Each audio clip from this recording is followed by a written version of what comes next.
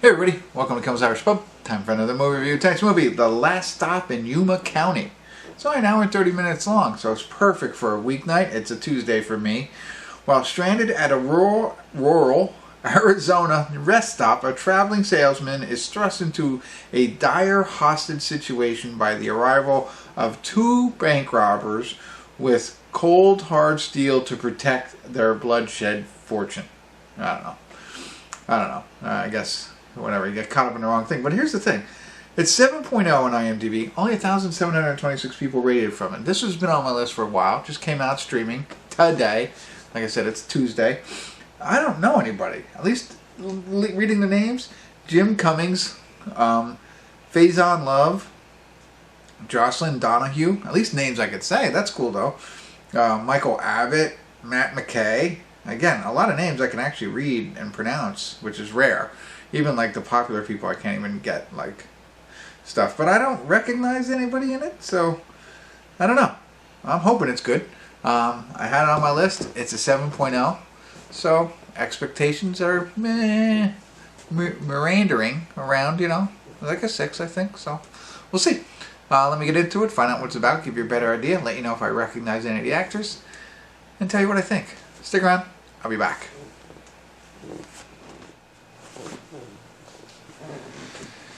Hey everybody, we're at the credits of The Last Stop in Yuma County. And it's interesting because last night I just watched Leroy, Texas.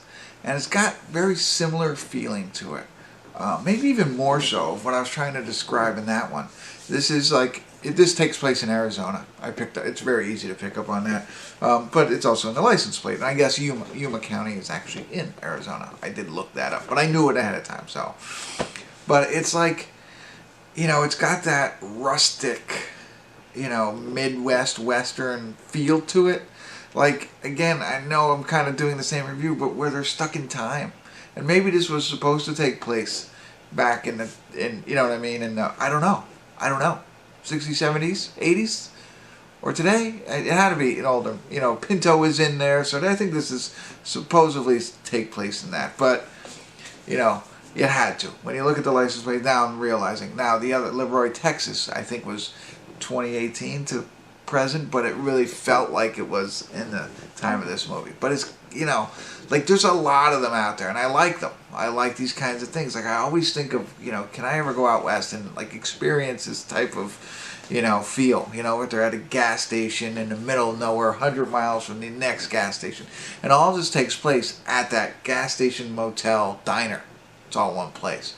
So it's like a single setting type environment, and they start off with, which I didn't realize, I shouldn't say our main character. The first character on the scene is the knife salesman. That's his name in the movie. Never caught his name, but he's in it, and he shows up at this diner waiting. Everybody comes because they're stopping for gas, but gas isn't there. They gotta wait for the gas truck to come.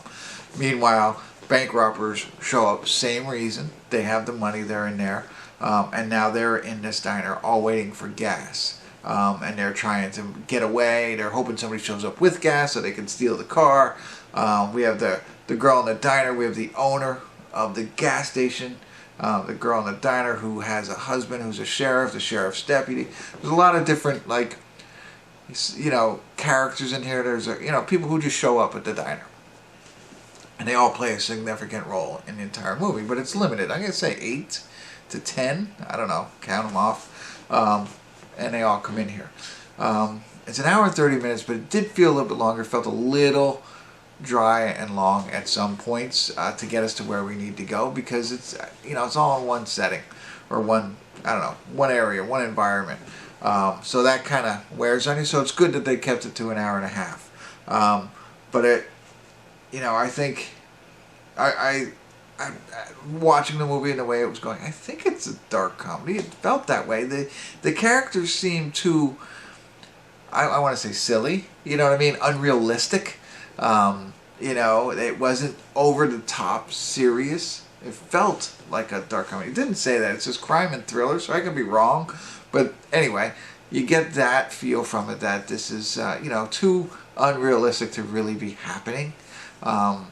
And so I went with it, and I felt, that's the way I kind of enjoyed the movie. Hopefully they didn't go into it with like, no, this could really happen, and maybe did.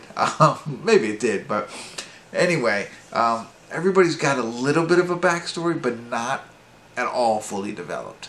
So you don't get a lot of depth in the characters, which I think is okay, and I think that's the point, and there's no, expansion on any of them. So they're there for a purpose, and that's how you know them as, right? Like, everything that I just described, that's what they're there for, really.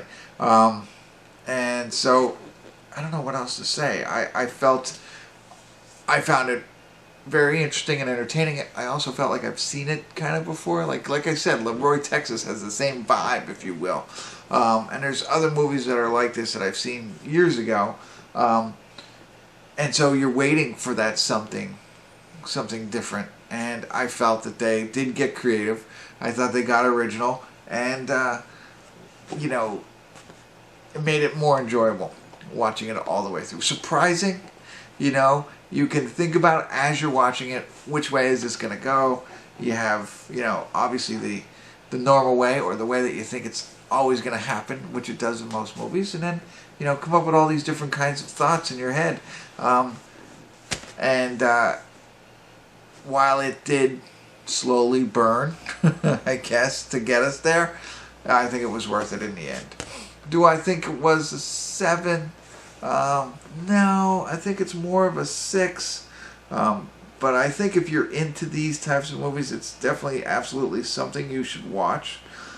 Just for the fun of it. Oh, I know what I was going to say. I didn't know, the other part of it is, as I mentioned before, I didn't know any of the actors in this, or actresses, or, so, except for one person. I want to get his name. I don't know, whatever it was. Anyway, he was, I can't get his name because I'm going to waste my time finding this plot, but he was the deputy in this movie, and basically he was in a TV show called Revenge, and I was like, wait, I know that guy, but he was the only one that I recognized in this entire movie, and now I can't find it. The last, I thought it was, that's...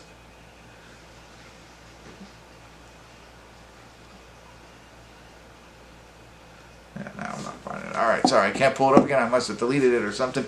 Anyway, he was the only character I knew. So that made it even more enjoyable for me, not knowing them. And then I did look up the girl, the waitress. She was also in another movie I saw, Off Season, and something else. But I wouldn't have recognized them. I saw her in the film. I was like, I saw her somewhere else, without seeing all the other movies. So I like that aspect of it. You're getting a bunch of people you don't know. So when you get that, sometimes you can typecast actors going into different roles, and in this case, they weren't typecast because I didn't know anybody. So there you go. I don't know what else to say. Surprising. Stick with it. Slowly evolving movie with one setting, and very interesting. That's it. I won't continue to repeat myself. Hopefully I was helpful. Thanks for tuning in. Kimmel's Irish Pub.